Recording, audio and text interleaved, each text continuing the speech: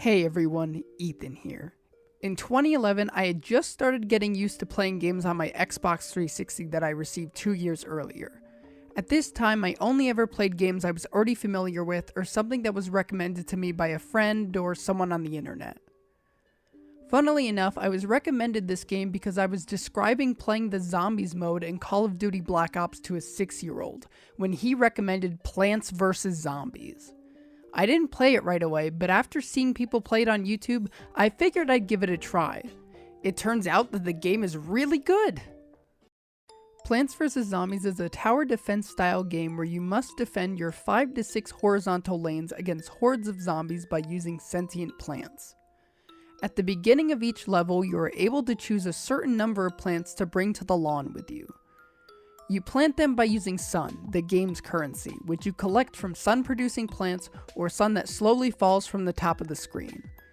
You start each level with 50. You can place a plant as many times as you want as long as you have enough sun and the plant's cooldown has ended.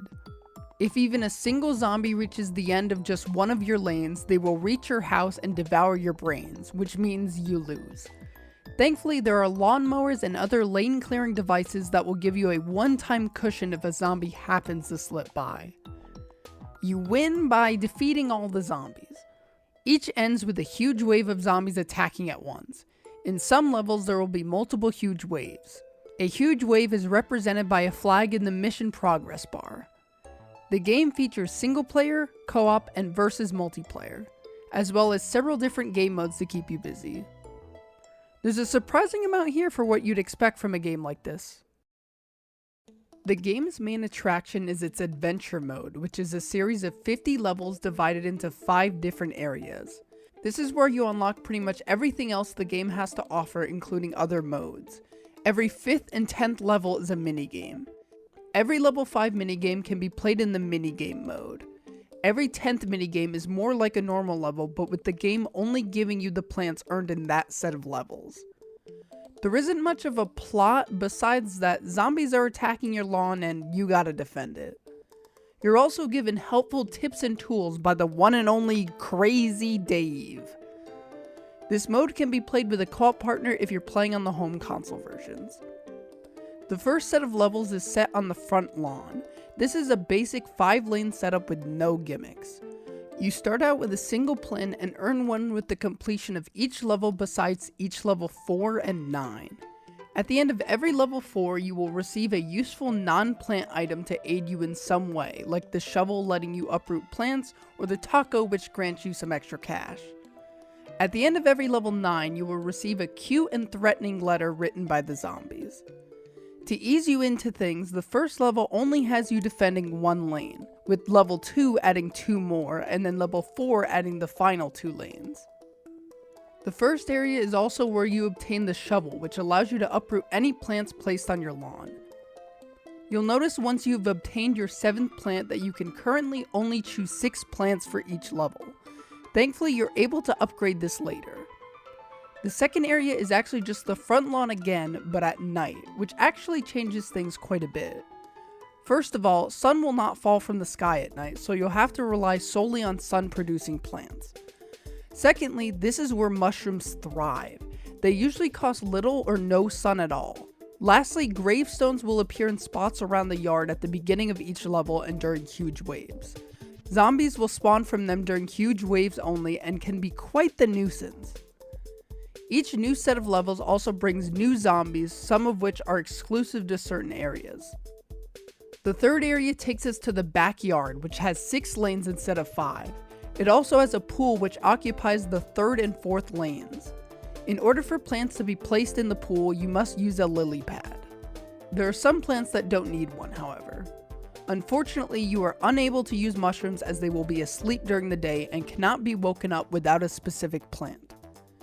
The 4th area, much like the 2nd, is the backyard again, but during nighttime. Thankfully, the gravestones are nowhere to be found. However, they've been replaced by an incredibly dense fog which obscures the right side of your lawn. The final area takes place on your house's roof. The roof goes back down to 5 lanes and requires pots to be placed in order for you to plant plants. Thankfully, you will always start with at least 3 rows of pots. The final level sees you fighting Dr. Edgar Zomboss, the leader of all zombies. This level is the only time you play on the roof at night. Upon beating him, you will have completed the adventure mode and receive a fun little music video of the plants and zombies having a great old time. If you choose to play through adventure a second time, the game will be a bit harder, but will let you keep all your previously unlocked plants. At the start of every level, Crazy Dave will assign you 3 random seed packets to use for that level, as well as tougher zombies appearing in higher quantities, and getting to see the Yeti zombie, which cannot be seen your first time through. The next aspect of the game I want to discuss is the game's shop. Thankfully, this was released in the era before microtransactions became the norm, so all currency is earned in-game as long as you're not playing on mobile. You start receiving money from 2-1 onward, which drops from zombies and are earned through multiple other areas of the game, which I will mention when I cover those specifically. The money is split up into 3 different items: silver coins, which are worth 10, gold coins that are worth 50, and diamonds, which are worth 1,000. You receive 1 gold coin per lane clear still standing at the end of each level. Upon completing level 3-4, you will receive the Car Keys item, which grants you access to Crazy Dave's Twitty Dankies, which is just a silly name for the shop. It's here where you can buy a variety of different items. There are 5 pages of goodies, so I will go through them one by one. On the first page, you can buy more plant slots to bring into levels, which go up to 10, pool and roof clears, which are just the lawnmowers for their respective terrain, a rake, which will kill the first zombie in each level for 3 levels, and lastly, upgrades to plants, which I will get into later. The second page is mostly a continuation of the first page, allowing you to purchase more plant upgrades, 1 entirely new plant, and the ability to place new walnuts, tall nuts, and pumpkins over damaged ones without having to dig up the old one first. The third and fourth pages are focused on the Zen Garden, which I will be covering in more detail later on. Everything on these pages either helps you tend to your plants or are new plants for your garden. The fifth and final page lets you buy one of 5 different house designs. There is a leaderboard section on the main menu that allows you to see yours as well as other players' houses. Your front yard will even be decked out the more achievements you get. Each house has 5 stages, each looking fancier and being more expensive. My personal favorite is the futuristic house. Now to talk about the game's Zen Garden. You unlock the mode by completing level 5-4 and receiving the watering can. Once unlocked, throughout the game you will occasionally see zombies drop potted seedlings upon being killed. The Zen Garden is where you can raise these seedlings into plants. The way it works is that a seedling will start out by wanting to be watered a certain number of times. You can see what a seedling or plant wants by a small thought bubble next to its head. After about 3 to 5 times of asking for water, it will ask for fertilizer, which can be purchased from the shop. Once fertilized, it will grow and reveal which plant it is. The plant is mostly random, but is partially determined by what area you're playing in and what time of day it is. If you received the plant in the front yard at night, it will be a plant that was received during that set of levels. Plants have 4 stages of growth: seedling, small, medium, and fully grown. Those aren't official terms, but I think they're the best descriptors. The small and medium stages are basically the same as seedlings in terms of the plant's needs. The time it takes the plant to want water again is determined by its size. Seedlings want to be watered as soon as they're received. After 30 minutes to an hour after becoming a small plant, they will want to be watered again. I'm not sure how long medium plants take to want water, but I would probably guess it's around 3 to 5 hours. After becoming full size, they will still want to be watered at certain intervals, but instead of wanting fertilizer, they will either want to be sprayed with bug spray or be calmed by the phonograph, both of which are available in the shop. Plants will drop silver coins upon being watered each time, gold coins for growing into their small and medium stages, as well as being bug sprayed or calmed, and 2 diamonds for becoming fully grown. If they are fully grown and have been sprayed or calmed that day, they will drop coins every 30 to 60 seconds until the end of that day. You can also sell them at any time, with each later stage of growth increasing the plant's value. At their maximum size, marigolds will sell for 3k, normal plants will sell for 8k, and mushroom and aquatic plants will sell for 10k. There are 3 Zen Garden areas in total which allow you to raise each of 3 types of plants in their respective condition. Normal plants for the greenhouse Zen Garden, a mushroom garden for the mushrooms, and an aquarium for the water-based plants.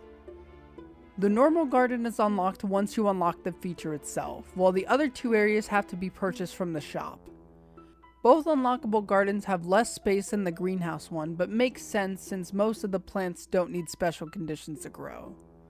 I do have to say quickly that something that annoys me a little bit is that in both unlockable gardens, the tiles aren't based on a grid, so navigating them with the controller can be a little cumbersome. Other purchasable items can help make the process of taking care of your plants easier, like the wheelbarrow letting you move plants between gardens, the gardening glove letting you rearrange your plants in a garden. An upgrade to the watering can can make it golden and letting you water a 2x2 area instead of just one, and even Stinky the snail, who will just go around collecting the coins in the main garden for you.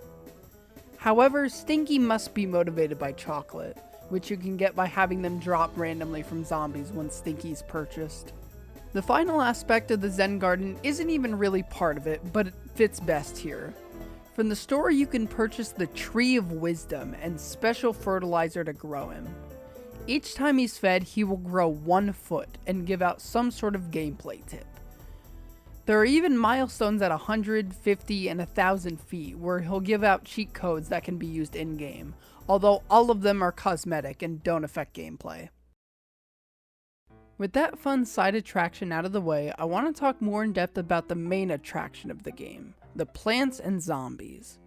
Once you complete level 2-4, you will unlock the Suburban Almanac, which serves as a database for all plants and zombies. It can be accessed from the main menu as well as when you're selecting your seed packets before starting a level or set of waves.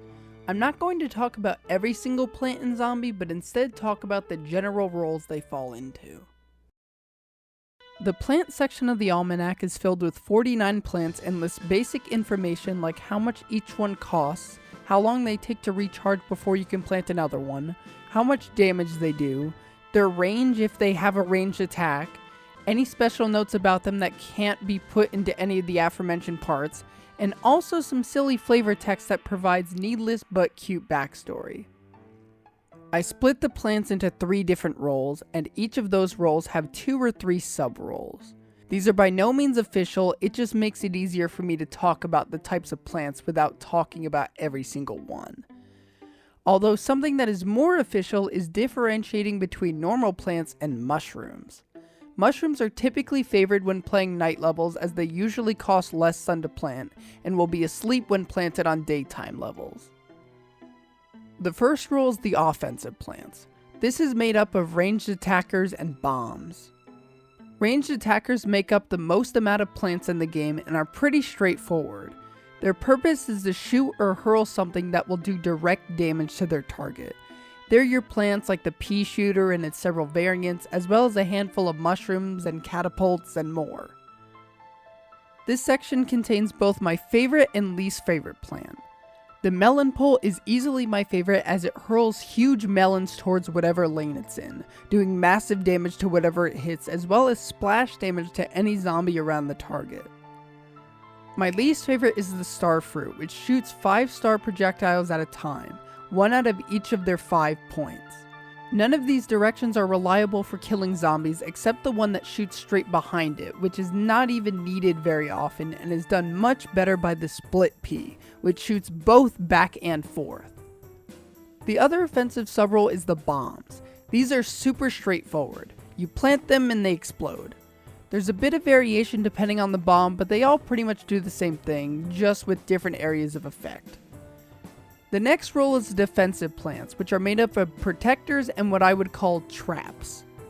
Protectors are plants that are either meant to be chomped on for a while, like walnuts, tall nuts, and pumpkins, or umbrella leaves which protect surrounding plants from aerial attacks. Traps are a bit more vague as I put any plant that requires the zombie to come to it in order for it to attack.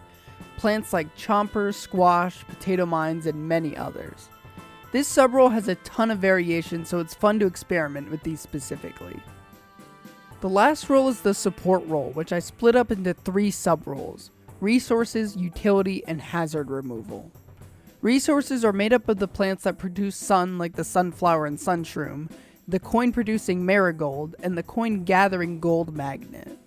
Utility plants are pretty broad, much like the trap plants. They are made up of anything that doesn't do direct damage but instead somehow aids you in killing zombies. This includes plants like the torchwood, which will set peas shot through it on fire, and one of my favorites, the magnet shroom, which attracts metals that zombies would otherwise try to use against you. Hazard removal plants pretty much only exist to get rid of a specific zombie or annoyance, like the blover and planter in helping against the fog, and the grave buster destroying graves in the night levels. I also put flower pots and lily pads in here because they are required to place plants on specific levels or tiles, which can technically be considered a hazard. There is one extra plant that doesn't fall into one of these 3 roles because it actually falls into every role. The imitator is a plant capable of becoming any other basic plant. This is super useful for having it become a plant with a longer recharge time like a jalapeno or pumpkin. I should also mention that the game contains 8 plants that are different from the other normal 40. These 8 are direct upgrades to their counterparts. They can only be placed over what they're upgrading and not planted normally. The best examples of this are the twin sunflower and the Gatlin pea. The twin sunflower is just a sunflower with 2 heads producing twice the sun in the amount of time a normal one would. A Gatlin pea is an upgrade to the repeater and fires 4 peas per burst instead of 2. The zombie section of the almanac is filled with 26 zombies and lists some information on them such as their health, speed, anything special about them, and of course, flavor text. Zombies are much harder to categorize since most of them are just zombies with one thing to make them different. The most common type of zombie is a zombie with some kind of armor or object to protect them from damage, like a cone, bucket, ladder, or whatever else. Another type of zombies are the ones that attempt to somehow bypass one or more of your plants. The pole vaulting zombie can jump over one, the balloon zombie can float over all of them, and the ladder zombie can place a ladder against walnuts, tall nuts, and pumpkins to allow his kind a faster way through. Not every zombie can really fall into these 2 categories though. Some of them are one of a kind, like the Jack-in-the-Box zombie being able to self-destruct, the dancing zombie being able to summon backup dancer zombies, and the Zomboni running over anything in its way and leaving an unplantable ice trail behind it. The zombies have so much individuality between the different kinds of them, and I like how much variety there is. It's also important to mention that Zomboss himself is the final zombie listed in here, and can only be fought during the final level of the game as well as his own personal minigame. Once you've exhausted your time on adventure and have completed at least level 3-2, you can play the Minigame Mode, which contains 20 minigames. I'm not going to go through all of these, but you start with 2 and unlock the next one after completing one for the first time. My personal favorites are Column Like You See 'Em, where you're given plants to work with, but instead of just being one, it'll fill all available slots in that column with that plant. And the other one I quite enjoy is Last Stand, where you're given 5,000 sun and can build your yard any way you want, but without sunflowers, and must survive for 5 waves.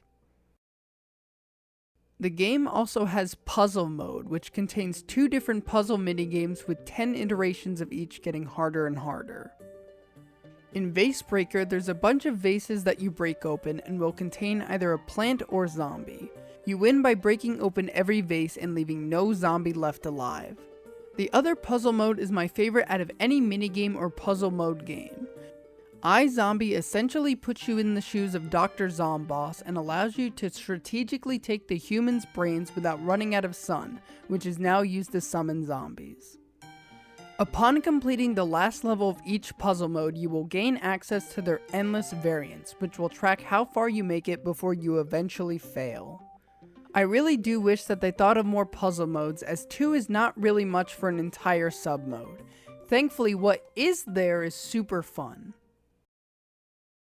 If you want to keep playing the game traditionally, you can play Survival Mode. There is a normal version and an unlockable hard version for each area from Adventure. On normal, you have to collect 5 flags, and on hard, it's 10. Flags kind of act like levels. Once one is collected, you are allowed to swap out what current seed packets you have before continuing.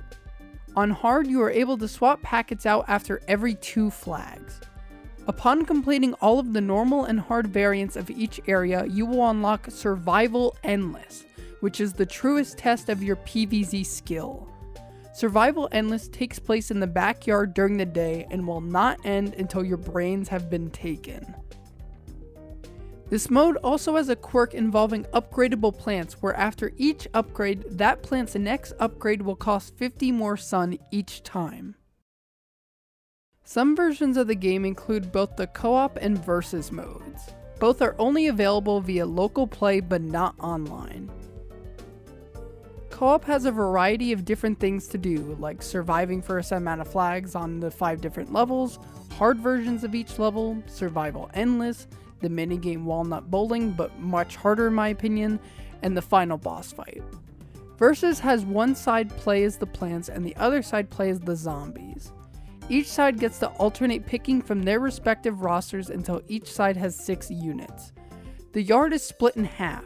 The zombies must reach the front door of the house, while the plants must destroy 3 of the 5 targets placed at the right side of each lane.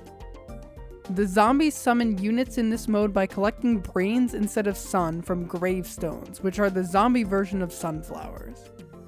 Versus has 3 presets.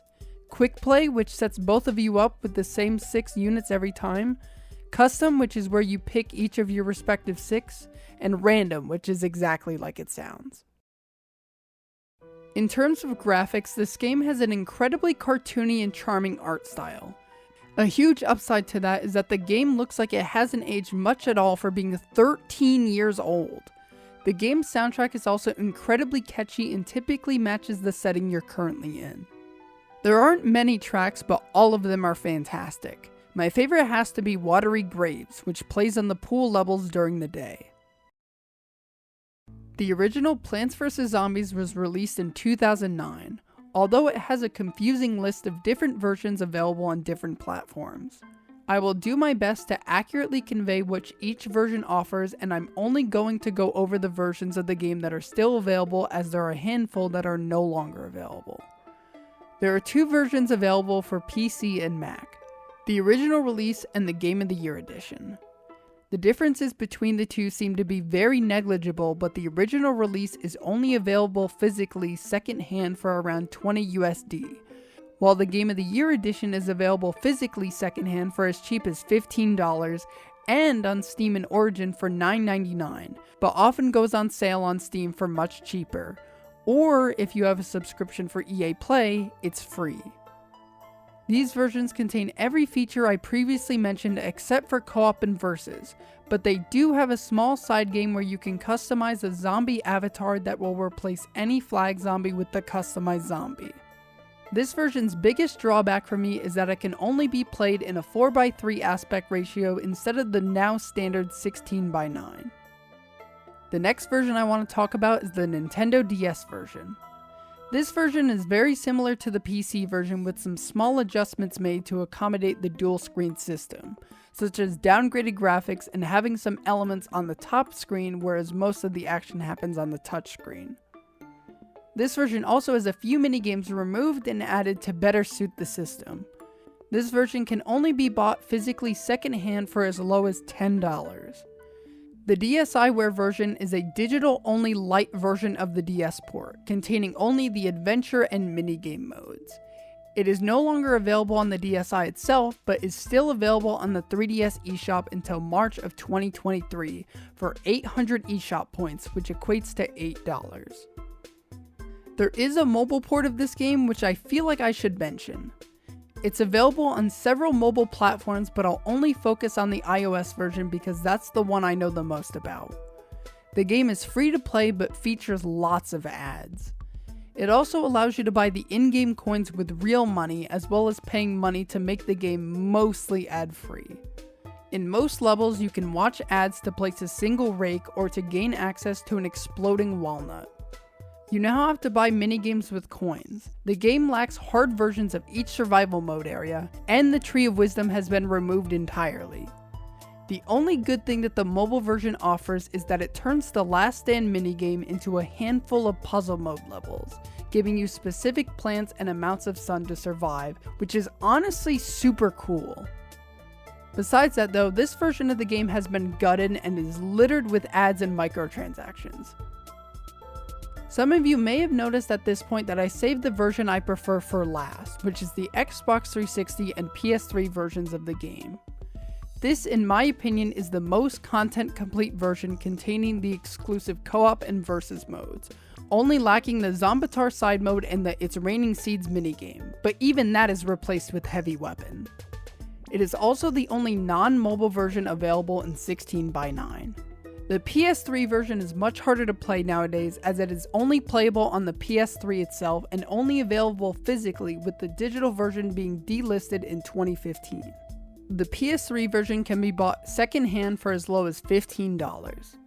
The Xbox 360 version is one of the easiest versions to play as it is able to be bought and played on Xbox Ones and Series X and S with backwards compatibility. It is still available physically secondhand for around $10, but is also available to buy on the Xbox Store for $4.99 or for free through Xbox Game Pass or EA Play. Now as for which I personally recommend, I'd easily say the Xbox 360 version offers the best and most accessible experience. The PC version's aspect ratio is a deal breaker for me, but is absolutely worth the $10 asking price, and is even more worth it while it's on sale. I'm honestly kinda surprised that EA or PopCap haven't thought to remaster this game for modern consoles and PC, with it being somewhat outdated on everything except for Xbox. I hope that one day they'll possibly change their minds or even bring PvZ2 to consoles. When it comes to ranking this game, I've been very conflicted about its placement, but have decided to place PvZ above Mario Superstar Baseball, but below Pikmin. I went back and forth on whether to place it above or below MSB, but eventually came to the conclusion that PvZ is a game that I understand better and enjoy it more because of that. I love Mario Superstar Baseball, but my knowledge of baseball is limited to a very basic point of view.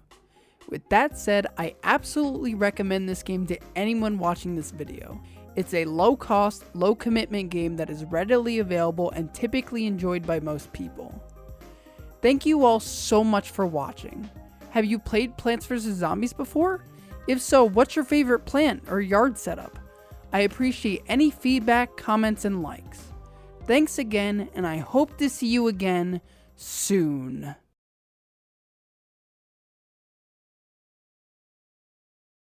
Butter dog, the dog with the butter dog. Dog got the butter on him. The dog with the butter. Dog got the butter on him. Butter dog.